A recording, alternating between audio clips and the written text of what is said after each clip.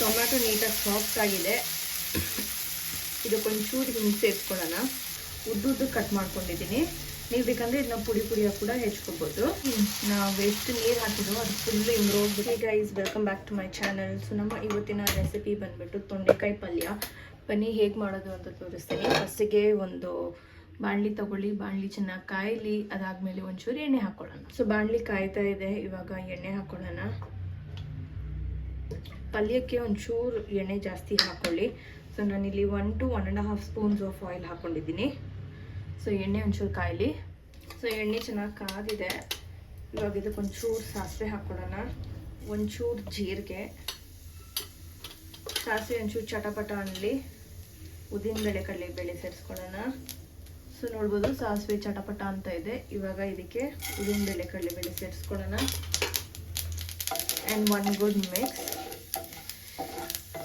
ಕಡಲೆಬೇಳೆ ಉದ್ದಿನಬೇಳೆ ಒಂಚೂರು ಕಲರ್ ಚೇಂಜ್ ಆಗ್ತಾ ಇದೆ. ಈ ಸ್ಟೇಜಲ್ಲೇ ಇದಕ್ಕೆ ನಾವು ಕರಿಬೇವು ಮತ್ತು ಈರುಳ್ಳಿ ಸೇರಿಸ್ಕೊಳ್ತಾ ಇದ್ದೀವಿ. ಚೆನ್ನಾಗಿ ಈರುಳ್ಳಿ ಫ್ರೈ ಆಗಿದೆ.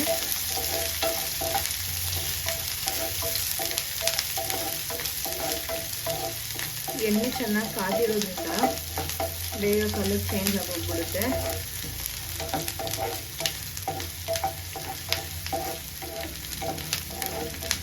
ನೋಡ್ಬೋದು ಈರುಳ್ಳಿ ಕೂಡ ಚೆನ್ನಾಗಿ ಫ್ರೈ ಆಗಿದೆ. ವಿತಿನ್ ಅ ಮಿನಿಟ್ ಈರುಳ್ಳಿ ಕಲರ್ ಚೇಂಜ್ ಆಗೋಯಿತು. ಇದಕ್ಕೆ ಒಂದು ಟೊಮ್ಯಾಟೊ ಸೇರಿಸ್ತಾ ಇದ್ದೀನಿ.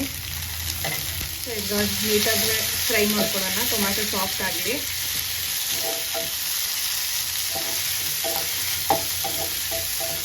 ಸೊ ಟೊಮ್ಯಾಟೊ ಸಾಫ್ಟ್ ಆಗಬೇಕಂದ್ರೆ ಒಂಚೂರು ಉಪ್ಪು ಸೇರಿಸ್ಕೊಳ್ಳೋಣ. ಒಂಚೂರು ಟೊಮ್ಯಾಟೊ ಸಾಫ್ಟ್ ಆಗಬೇಕ. ಸೊ ಈಗ ಟೊಮ್ಯಾಟೊ ನೀಟಾಗಿ ಸಾಫ್ಟ್ ಆಗಿದೆ. ಇದಕ್ಕೊಂಚೂರು ಹಿಂಗೆ ಸೇರಿಸ್ಕೊಳ್ಳೋಣ.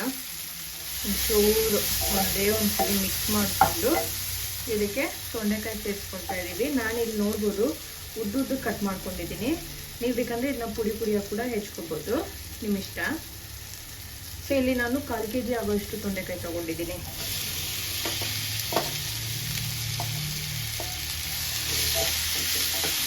ನೀವು ಕ್ವಾಂಟಿಟಿ ನೋಡಿಕೊಂಡು ಈರುಳ್ಳಿ ಟೊಮ್ಯಾಟೊ ಎಲ್ಲ ಹಾಕ್ಕೊಳ್ಳಿ. ನಾನು ಒಂದೇ ಒಂದು ಈರುಳ್ಳಿ ಒಂದೇ ಒಂದು ಟೊಮ್ಯಾಟೊ ಹಾಕಿದ್ದೀನಿ.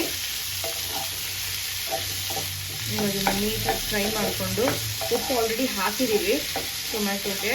ಒಂಚೂರು ಉಪ್ಪು ಸೇರಿಸ್ಕೋಬೇಕು. ಬಟ್ ಇದು ನೀಟಾಗಿ ಫ್ರೈ ಆಗಲಿ. Very easy. ಎಲ್ಲ ರೆಡಿ ಇದ್ದರೆ ಒಂದು 10-15 ಮಿನಿಟ್ಸಲ್ಲಿ ಮಾಡ್ಬೋದು ಅಷ್ಟೇ. ನೀಟಾಗಿ ಫ್ರೈ ಮಾಡ್ಕೊಳ್ಳಿ.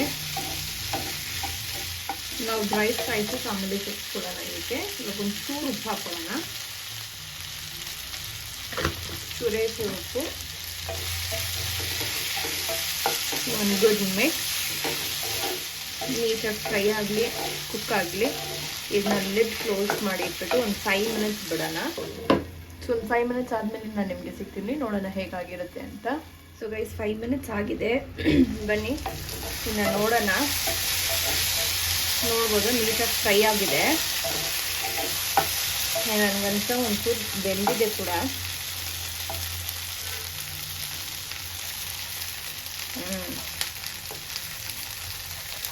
ಇನ್ನೊಂದು ಚೂರು ಬೇಯಬೇಕು.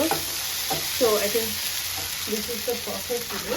ಇವಾಗ ಇದಕ್ಕೆ ಡ್ರೈ ಸ್ಪೈಸಸ್ ಸೇರಿಸ್ಕೊಳ್ಳೋಣ. ಖಾರದ ಪುಡಿ ಮತ್ತು ಒಂಚೂರು ಅರಿಶಿನ ಆ್ಯಂಡ್ ಚೆನ್ನಾಗಿ ಮಿಕ್ಸ್ ಮಾಡ್ಕೊಳ್ಳೋಣ.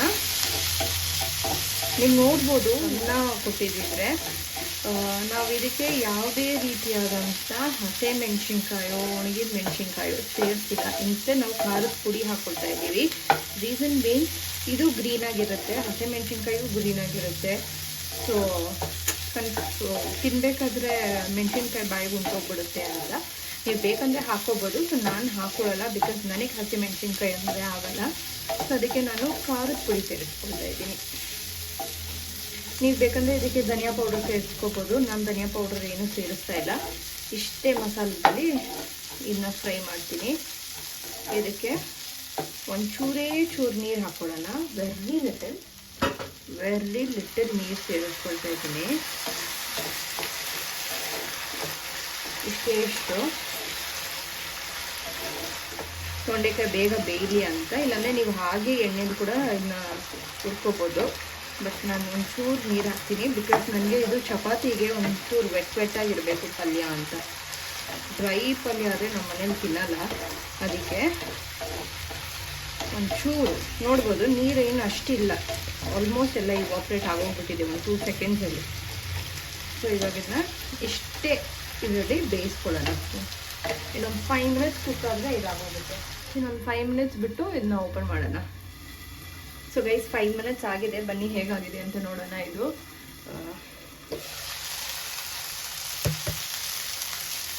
ಪರ್ಫೆಕ್ಟ್ ನೋಡಿ.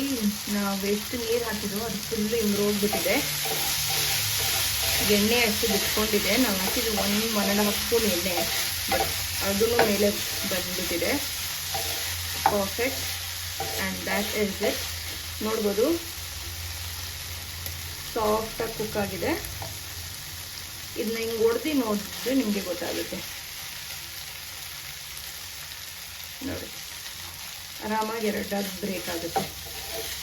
So that is it. So that is it for today's vlog guys. ನಿಮಗೆ ವ್ಲಾಗ್ ಇಷ್ಟ ಆಗಿದ್ದರೆ ಖಂಡಿತ ಲೈಕ್ ಆ್ಯಂಡ್ ಶೇರ್ ಮಾಡಿ, ಏನು ಕಾಮೆಂಟ್ ಮಾಡೋದನ್ನ ಮಾತ್ರ ಮರಿಬೇಡಿ. ನೀವು ಯಾರಾದರೂ ಸಬ್ಸ್ಕ್ರೈಬ್ ಮಾಡ್ದಿರಾ ನೋಡ್ತಾ ಇದ್ದೀರಾ ಅಂದರೆ ಮರಿದಿರ ಸಬ್ಸ್ಕ್ರೈಬ್ ಮಾಡಿ. ಆ್ಯಂಡ್ ಇನ್ನಷ್ಟು ಈಸಿ ರೆಸಿಪೀಸ್ಗೋಸ್ಕರ ನನಗೆ ಕಾಮೆಂಟ್ ಮಾಡಿ, ನಾನು ಖಂಡಿತ ಮಾಡಿ ತೋರಿಸ್ತೀನಿ ಅಂತ ಹೇಳ್ತಾ, thank you so much for watching.